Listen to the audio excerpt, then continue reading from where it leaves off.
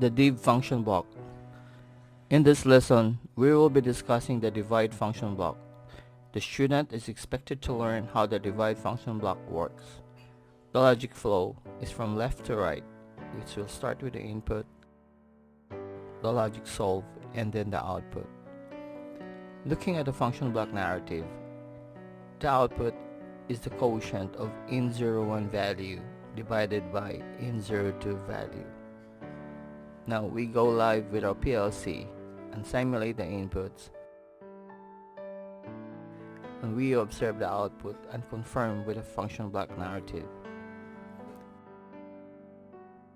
We simulate in01 and in02 values and observe the result.